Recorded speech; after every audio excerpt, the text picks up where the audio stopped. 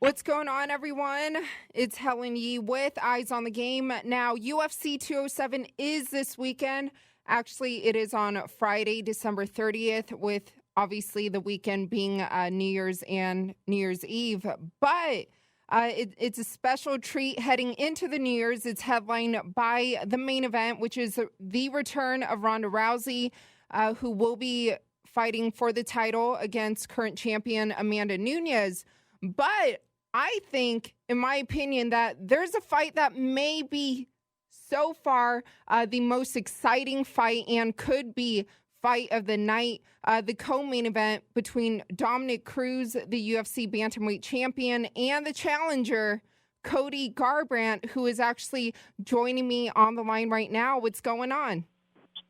Fine, Helen. Thanks for having me. Yeah, it's just enjoying fight week, kind of starting to, get the weight down and get ready for the weigh-in. Yeah, well, welcome to Vegas, and it's always great to chat with you. And so, Cody, I just kind of want to cut to the chase because I know you've said it many times that you've envisioned this day your entire life. Now, I want to know, how has this journey been so far for you leading up to the biggest fight of your life? It's been amazing. It's had a lot of ups and downs and good times, bad times, but it's something that I kept dear in my heart and kept in the front of my mind is to be a world champion and to keep that single goal in mind. Every day that I got up and trained and every fight camp that I was in and every bad and good day that I had at training, and it was the end result. It was to this point. It was to this week. It was to this Friday, and I'm more than excited, more than happy to be here, and excited to go out there and perform on the highest level of combat sports, and go out there and become a world champion this Friday. Now, you mentioned that you've experienced ups and downs. But, given your record and your record in the UFC, you're undefeated. What kind of quote-unquote downs are you talking about? Can you elaborate on that? Just anything. Everything from the beginning of the journey. It's not, it's not all sunshine and rainbows. It's definitely not all it's not hashtag and retweets. It's rough, to get to where you're at, to stay injury-free, to throughout the years, and moving all over the world, the country, moving across country, to find the right gym, the right fit, and it's been a lot of more ups for me, which I'm very thankful for. But there's sometimes there's downs, it's a struggle. It's definitely a struggle. It didn't come easy, that's for sure. Yeah, but it definitely will be worth it, and when you fight for the title this weekend. But is this everything that you've envisioned it would be when you were younger? To be honest, I never thought about the media obligations and the bigger, the grand scheme of things is the bigger, I guess you would say stardom or any of that. I didn't think of any of that. All I thought about and envisioned was being a world champion, have Dana White strap the belt around my waist. That was it. I didn't think about anything else that goes into this, how big it is, the media obligation. Everything else, I just really train, fight, win the fight, and be the world champion. That's all I thought about. But, it's not that bad. It's okay, the media and doing all this stuff, I'm still focused and still training hard and ready to go out and capture the speed on Friday. Yeah, well, then let's talk about, the fight and training for the fight. Most of your fights have ended in the first round. So with that being said, how do you prepare for a 5-round fight? I'm always ready for a 5-round fight. That's how I train. Every fight camp we do, we do 5 rounds. We do championship rounds because we know that we're going to be doing 3 rounds. We're not going to be doing 3-round fights. We're doing 5-round fights. So we always train for championship fights. It's something that we've always done, and I'm more than prepared. My coaches and teammates have got me ready to go in there, and I could fight all night if I needed to. But I know that I'm going to end Dominic Cruz early on in the fight. I know I'm going to knock him out, but I'm prepared. I'm prepared for the best Dominic Cruz out there. I'm prepared for the best Dominic Cruz that he's ever been in his career. I'm ready for the best Dominic Cruz that's going to be in the best shape, trying to push a pace that he doesn't think that I'm going to be able to upkeep. But the turnaround on him, I'm ready to push a pace that he's never seen before and ready to break him in there. That's how I prepare myself. You prepare yourself for the worst, but you think about having the best. So the end result was being a knockout early round, but knowing that it could go 5 rounds in a high pace back and forth action, I'm ready to do that. I'm ready to go in there and have a old dog fight with the guy. Yeah. Now, a lot of people are saying that Dominic's style is very unpredictable, or that he's a bit hard to figure out. You do have the advantage of, being coached by Uriah Faber, who is very familiar with fighting Dominick Cruz. Now, do you think that Dominic Cruz, his style is unpredictable, or would you say that you kind of already have him figured out? I already have him figured out. He's not really a different fighter from who he's been in the past, years, to be honest. For me, he's just gotten slower. He's gotten older. He's gotten uglier.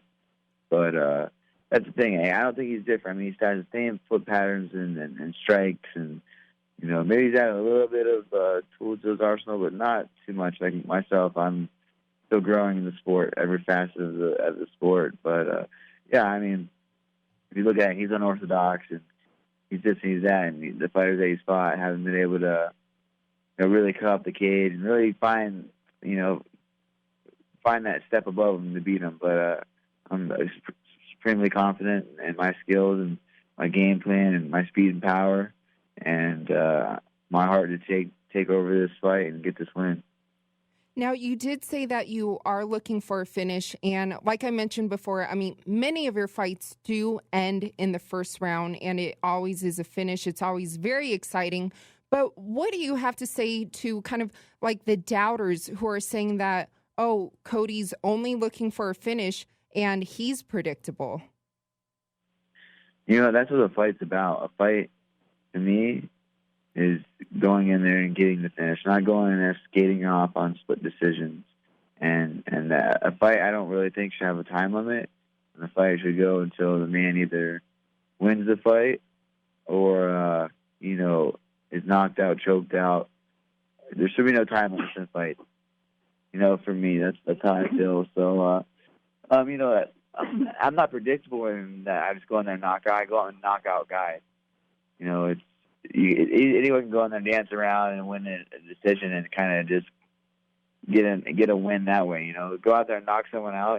Trying to knock you out is common goal. Like when you play football, every chance you get when you're on offense is every play is formulated to score. That's what you're supposed to do. So every striker and every combination that I throw is formulated to me to knock my opponent out. So it's not that it's unpredictable. It's just that I stick to my game plan and I get the job done. But would you say that this weekend that the fans and everyone and Dominic will all see something that you've never shown before in your previous fights? Definitely. I mean, I'm gonna keep it how I keep it, and do what I do and what I love to do is fight and scrap and put on an entertaining fight. But if Dominic is, says what he's saying in the media and to me that what he's gonna do to me in the fight, then that's fine. If he's gonna make me pull out of my tool bag and use more of my skills, I'm fine. I want to open up. I want to grow as a fighter in there. If Dominic is able to make me pull more out of my tool bag and get creative, then I will. But as far as that, I'm ready to go out there and do what I do, put on an entertaining fight and put them away. And I know that a lot of people are looking forward to this fight. But last question for you, Cody.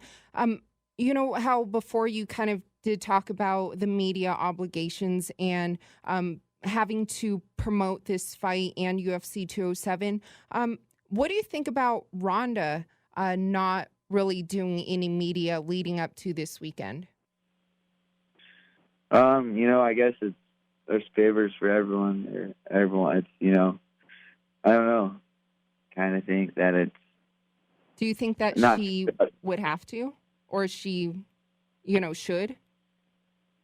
I mean, I think you should. It's part of your obligations as a fighter. It's in your contract that you're supposed to, do the media obligation. I think if you have some guidelines for some fighters, and then not with other fighters, and that's where we see the favoritism is played. But it's fine. I like doing the media. I like talking about my fight. I like getting my name out there more. She obviously doesn't feel like she has to, and she wants to feel like she is, just solely focused on the fight. But for me, I like talking to media, getting out there, and and know what I'm going to say and do out there. It's nice, but I don't know. Maybe she just wants to.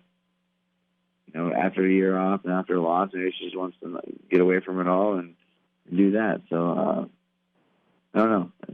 That's up to the UFC and her for not having to do it and not doing it. Yeah, and I mean, obviously too, because you guys are all on the same card, and it definitely, could or may affect the numbers this weekend. But Cody, it's always a pleasure talking to you. I will see you tomorrow at Media Day, and thank you so much for your time. All right, Helen. Thank you. Have a nice day.